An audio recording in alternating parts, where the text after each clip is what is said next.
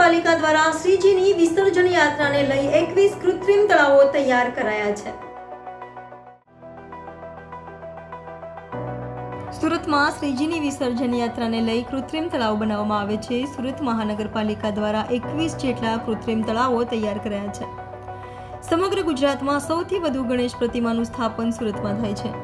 તેની સાથે સુરતના જૂનાકોટ વિસ્તારથી લઈને સમગ્ર શહેરમાં ગણેશ ઉત્સવની ભવ્ય ઉજવણી કરવામાં આવતી હોય છે, જેના ભાગરૂપે કોર્પોરેશન દ્વારા કૃત્રિમ તળાવની પણ વ્યવસ્થા દર વર્ષે કરાય છે।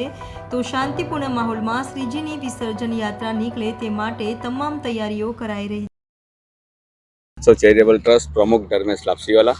હિન્દુ મહોત્સવ ચેરિટેબલ ટ્રસ્ટ દ્વારા કઈ રીતનું આયોજન કર્યું ગણેશ ઉત્સવ? હિન્દુ મહોત્સવ ચેરિટેબલ ટ્રસ્ટમાં સ્વયંસેવકો અમે જોડીએ છીએ। દર વર્ષે નામ સભ્યો અમારા સાથે જોડાય છે।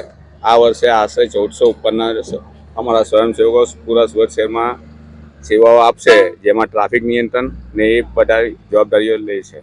એક જમાનામાં હિન્દુ મહોત્સવ ચેરિટેબલ ટ્રસ્ટ નાના અને માટીની મૂર્તિ જે હોય તેનું સન્માન કરતું હતું। આ વખત મોટી મૂર્તિ કઈ રીતે પરમિશન મળીને કઈ રીતનું કામ?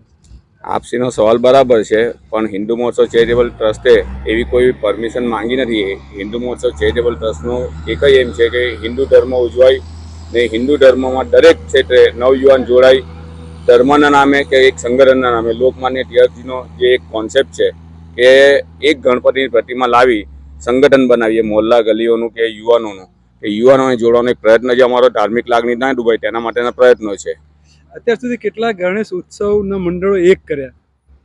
અત્યાર સુધીમાં અમારે એવું હતું કે ભાઈ જે કંઈક મંડળો હોય છે એ લોકો નવયુવાનોને આપણે જોડીએ છીએ, જોડવાના પ્રયત્ન કરીએ છીએ। જેટલા જોડાય તે પ્રમાણે આપણે એક યુનિટી બનશે। કેટલી મૂર્તિઓનો અત્યાર સુધી સ્થાપના થઈ છે સુરતમાં? આવતીકાલે કેટલી મૂર્તિઓનું વિસર્જન થશે? અંદાજિત આમ જોઈએ નાની મોટી મળીને 80,000 ઉપરની મૂર્તિઓનું વિસર્જન થવાનું છે આવતીકાલે।